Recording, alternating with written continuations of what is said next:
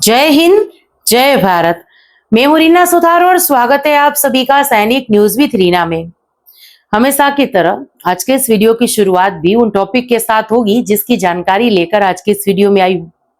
देखिए, 1 जनवरी 2026 से हमारे महंगाई भत्तों में जो 2% की बढ़ोतरी हुई है और जिसका ऐलान अभी तक केंद्र सरकार ने नहीं किया है, तो आज केंद्र का हर एक कर्मचारी, पेंशनर्स और फैमिली पेंशनर्स ये जानना चाहता है कि ये बढ़े हुए महंगाई भत्तों की घोषणा सरकार कब तक कर सकती है। तो चलिए आज के इस वीडियो में इसके बारे में बात करते हैं। इसके साथ साथ हम ये भी देखेंगे कि 8वें वेतन आयोग से पहले क्या सरकार डीए मर्ज की तैयारी कर रही है। एक जाने माने अखबार के आर्टिकल्स में क्या लिखा है उसको आज के इस वीडियो में शेयर करूंगी। एक्सपर्ट्स का इस पर क्या कहना है, बढ़े हुए महंगाई भत्तों की घोषणा केंद्र सरकार कब कर सकती है, ये भी देखेंगे आज के इस वीडियो में। ये और इसके साथ साथ हमारे सभी बुजुर्ग पेंशनर्स जो 2006 से पहले रिटायर होकर आए हैं या साल 2000 पहले रिटायर होकर आए हैं, उनके लिए एक ऑफिस मेमोरेंडम की जानकारी आज के इस वीडियो में शेयर करूंगी। ऐसी ही जानकारी है ये जिसके बारे में जानना हमारे सभी एजेड पेंशनर्स और फैमिली पेंशनर्स के लिए बेहद ही जरूरी है। तो वीडियो में अंत तक बने रहिएगा। तो ये अपडेट तो शेयर करूंगी ही, लेकिन इसके साथ साथ कुछ कमेंट्स भी आज के इस मेरे वीडियो में मैंने शामिल किए हैं जिनके माध्यम से हमारे पेंशनर्स और फैमिली पेंशनर्स ने अपनी पेंशन संबंधी समस्याओं को शेयर किया है। तो चलिए इसी जानकारी के लिए आज के इस वीडियो में आगे बढ़ते हुए आप सभी से निवेदन है कि वीडियो में अंत तक बने रहिएगा। इस चैनल के माध्यम से दी गई जानकारी अगर आप सभी लोगों के लिए यूजफुल रह रही है तो लाइक और शेयर कर दीजिएगा। इस वीडियो को हाइप जरूर से करिएगा ताकि यूट्यूब जो है हमारे इस वीडियो को हर एक कर्मचारी, पेंशनर्स, फैमिली पेंशनर्स तक पहुंचाए। आप चाहें तो चैनल को ज्वाइन कर सकते हैं, लेकिन अगर सब्सक्राइब नहीं किया है तो जल्दी से पहले सब्सक्राइब कर दीजिए और नोटिफिकेशन ऑन रखिएगा ताकि हर एक वीडियो की अपडेट आप लोगों तक पहुंचती रहे। इसी के साथ आज के इस वीडियो की शुरुआत करूंगी महंगाई भत्तों के साथ। देखिए, बढ़े हुए डीए-डीआर की घोषणा होगी कब तक, यानी केंद्र सरकार कब तक इसका ऐलान जो है वो कर सकती है। ऑलरेडी अगर मैं यहाँ पर इसके लिए बात करूं तो अमूमन ये देखा जाता था कि मार्च महीने में केंद्र सरकार जो है, जनवरी महीने से जो महंगाई भत्तों में बढ़ोतरी होनी थी उसका ऐलान केंद्र सरकार मार्च में करती थी, फिर जुलाई में, यानी साल में 2 बार हमारे महंगाई भत्तों में बढ़ोतरी होती थी। अब देखिए इस बार पूरा मार्च महीना बीत चुका है, बावजूद इसके केंद्र सरकार ने अभी तक बढ़े हुए महंगाई भत्तों की घोषणा नहीं की है। तो अब इसको लेकर देखिए क्या आया है इस आर्टिकल में, ये पढ़ते हैं। डीए पर ऐलान कब तक, ये देखिए अपडेट है यहाँ पर। केंद्रीय कर्मचारियों के लिए ये जानना बेहद ही जरूरी हो जाता है। अब इसकी डिटेल क्या है इसके बारे में अगर बात करूं तो देखिए, कई कर्मचारियों को उम्मीद थी कि सरकार होली से पहले डीए बढ़ोतरी का ऐलान कर देगी, जैसा पहले कई बार देखा गया था, लेकिन इस बार ऐसा नहीं हुआ। इसके बाद 25 मार्च को जो कैबिनेट की मीटिंग हुई उस पर सबकी नजरें थी, मगर वहां से भी कोई राहत नहीं मिली। अब ऐसे में सब निगाहें जो है अप्रैल के पहले हफ्ते पर टिकी हुई हैं, जब इस बढ़ोतरी की घोषणा होने की संभावना जताई जा रही है। यानी इस अप्रैल महीने के पहले सप्ताह में बढ़े हुए डीए-डीआर की घोषणा जो है वो केंद्र सरकार कर सकती है।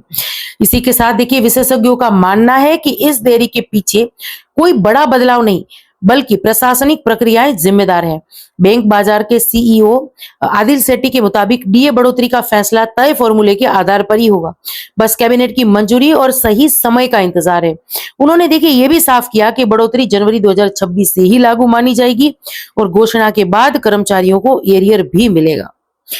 तो जैसे कि अभी मैंने कहा कि देखिए इस अप्रैल के पहले हफ्ता में जो है सप्ताह में केंद्र सरकार बढ़े हुए डीए-डीआर की घोषणा जो है वो कर सकती है। और इसी के साथ जैसे केंद्र सरकार घोषणा कर देती है, अलग अलग विभागों के द्वारा, मंत्रालयों के द्वारा लेटर्स वगैरह आ जाएंगे। लेकिन इसी के साथ देखिए, जहां पर यह सवाल पूछा जा रहा था लगातार कि क्या सरकार 8वें वेतन आयोग से पहले डीए मर्ज की कोई तैयारी कर रही है, क्या ये वजह है कि अभी तक केंद्र सरकार ने बढ़े हुए महंगाई भत्तों की घोषणा नहीं की है, और कहीं सरकार ये तो नहीं सोच रही कि महंगाई भत्ते बढ़ाने की बजाय जो महंगाई भत्ता है उसको डीए में ही मर्ज कर, उसको बेसिक में ही मर्ज कर दे। तो इसको लेकर भी देखिए अभी कोई आधिकारिक घोषणा नहीं हुई है, ना ही किसी ऐसे सूत्रों के माध्यम से हम कह सकते हैं या कई एक्सपर्ट्स वगैरह का हमने कहीं पढ़ा सुना है जो ये कह रहे हो कि केंद्र सरकार जो है डीए मर्ज की तैयारी कर रही है।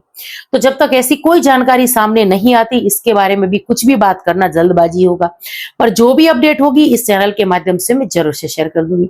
अब वीडियो में आगे बढ़ते हुए बात करते हैं। देखिए, भारत सरकार ने जारी किया जबरदस्त आदेश, एडिशनल पेंशन पर नया आदेश जिसको जानना आप सभी लोगों के लिए बेहद ही जरूरी हो जाता है। इसलिए वीडियो की शुरुआत में मैंने कहा था कि हमारे हर एक एजेड पेंशनर, फैमिली पेंशनर्स इस ऑफिस मेमोरेंडम के बारे में जाने और इस ऑफिस मेमोरेंडम में जो लिखा हुआ है उसी प्रकार से हमें कुछ काम करने हैं, नहीं तो हमें हजारों हजारों रुपए का नुकसान हर महीने होगा। अब चलिए डिटेल में इस ऑफिस मेमोरेंडम को समझाती हूँ। देखिए, सेंट्रल पेंशन अकाउंट ऑफिस की तरफ से ये बात कही गई है इस ऑफिस मेमोरेंडम में कि देखिए, इनके ध्यान में गलती आई है कि एडिशनल पेंशन शुरू होने में दिक्कतें क्यों आ रही है। आप में से बहुत सारे पेंशनर, फैमिली पेंशनर्स ऐसे होंगे जिनकी एज जो है 80 साल से ऊपर हो गई होगी, 81 साल, 82 साल, ज्यादा भी हो गई होगी, लेकिन अभी तक एडिशनल पेंशन शुरू नहीं हुई है। कई सारे केस में हमारे पेंशनर, फैमिली पेंशनर्स को एडिशनल पेंशन के बारे में पता भी नहीं होता है। लेकिन यहाँ पर ये बैंकों की जवाबदारी है या स्पर्श की जवाबदारी है कि जो हमारे पेंशनर्स या फैमिली पेंशनर्स हैं जिनकी एज जो है 80 साल से ऊपर हो जाती है, तो उनकी जो पेंशन है उसमें 20% की बढ़ोतरी कर दी जाए। फिर 85 में ऐसे ऐसे करके आगे ये बढ़ता रहता है वहां। लेकिन डेट ऑफ बर्थ सही नहीं होने की वजह से ये गड़बड़ी हो रही थी और जिसको लेकर ये आदेश जारी किया है, एक ऑफिस मेमोरेंडम जारी किया गया है सभी सीपीपीसीज को, यानी जो बैंक पेंशन दे रही हैं उन सभी को ये आदेश दिया गया है कि आपकी जवाबदारी है, आप चेक करिए हर एक पेंशनर्स की डेट ऑफ बर्थ सही होनी चाहिए। तो यहां पर देखिए एक बात मैं और ऐड कर दूं, 24 मार्च को ये ऑफिस मेमोरेंडम जारी हुआ है और जैसे कि मैंने कहा कि ऑल सीपीपीसीज को ये भेजा गया है।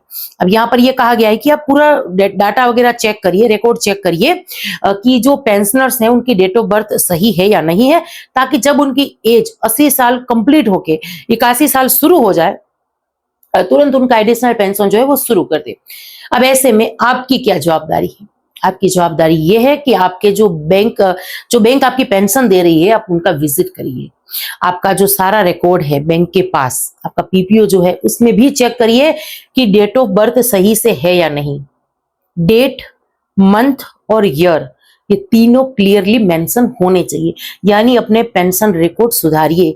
जब बैंक में विजिट करते हैं तो पीपीओ लेकर जाइएगा, डेट ऑफ बर्थ का सर्टिफिकेट वगैरह ये लेकर जाइएगा, ताकि और जब आप रिटायरमेंट होकर आए हैं उसके कुछ डॉक्यूमेंट्स हैं तो वो लेकर जाइएगा। ये मैं सेंट्रल गवर्नमेंट के हर एक कर्मचारी पेंशनर्स, फैमिली पेंशनर्स के लिए कह रही हूँ।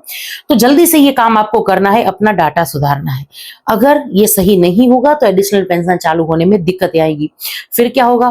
देखिए, कई सारे केस में हमने ये देखा है कि एडिशनल पेंशन लेट शुरू होती है तो उसको लेकर काफी प्रयास करने पड़ते हैं। जब एडिशनल पेंशन शुरू तो हो जाती है, लेकिन उसका जो एरियर वगैरह होता है वो पाने में भी फिर पेंशनर्स परेशान होते हैं। तो इन सारी परेशानियों से बचने के लिए आपको अपना जो रिकॉर्ड है उसको सही रखना है। तो उम्मीद करती हूँ कि हमारे सभी पेंशनर, फैमिली पेंशनर्स को ये बात समझ में आई होगी। ऑफिस मेमोरेंडम जो ये है इसको मैंने बेहद ही आसान भाषा में समझाया है।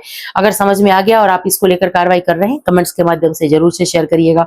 मुझे आप सब लोगों की कमेंट्स का इंतजार रहेगा। इसी के साथ वीडियो में आगे बढ़ते हुए 2-3 कमेंट्स देखिए। हमारे पेंशनर्स लिख रहे हैं कि जय हिंद मैम, शुक्रिया आपका। आपके कहने से सीपी ग्राम में कंप्लेंट डाला है, उन्होंने कंप्लेंट नंबर दिया है, अब क्या करना होगा और कब तक वेट करना होगा? देखिए, काफी मैं इसको महत्वपूर्ण कमेंट कहूंगी, क्योंकि देखिए इस कमेंट के माध्यम से मैं हमारे सभी पेंशनर, फैमिली पेंशनर्स को कुछ बातें सीपी ग्राम के बारे में भी बताऊंगी।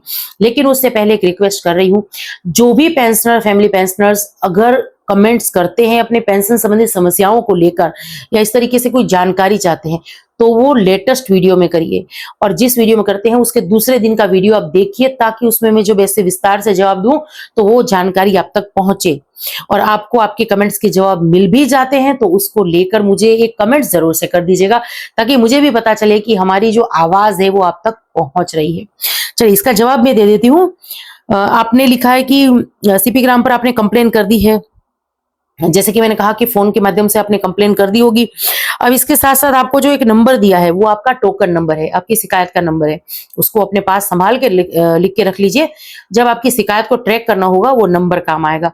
या दूसरी बार आप जब 20 दिन के बाद अमूमन कॉल करना होता है सीपी ग्राम पे, तो जब आप कॉल करेंगे तो वो भी आपसे पूछेंगे कि सर टोकन नंबर बताइए, तब आपको ये नंबर देना है। उसके हिसाब से वो आपको अपडेट देंगे कि आपकी शिकायत कहाँ तक पहुंची, क्लोज हुई या नहीं, या इस पे क्या काम चल रहा है। ये सारी जानकारी आपको उस टोकन नंबर के माध्यम से मिल जाएगी, तो उसको संभाल कर रखिएगा। चलिए, अगला कमेंट है और ये हमारे इस वीडियो का आखिरी कमेंट है। एक लिख रहे हैं कि रीना दीदी मैं 2019 फरवरी मंथ में रिटायर आया हूं और मुझे OROP 2 और MSCP मिलेगा कि नहीं। मेरी जो सर्विस है 17 साल 10 दिन है। दीदी इसके बारे में जरूर से बताइएगा। जय हिंद। बिल्कुल मैं इसका डिटेल में जवाब देती हूँ। जैसे कि आपने कहा कि 2019 में आप रिटायर होकर आए हैं, अगर तो आप PMR आए हैं, ऑन रिक्वेस्ट आए हैं, तो आपको OROP लागू नहीं होगी। और दूसरे केस में जहां 2019 में आए हैं और OROP 2 में जो है 2018 के हिसाब से बेसिक में रिवीजन वगैरह हुआ है, तो आप ऑलरेडी उससे ज्यादा ही पेंशन ले रहे होंगे। तो इसमें देखिए दो चीजें मेंशन करती है। चाहे मैं अगर MSCP को लेकर भी कहूं तो भी देखिए, अगर जो PMR आए हैं वेटरन्स, उनको MSCP को लेकर दिक्कतें आ रही है।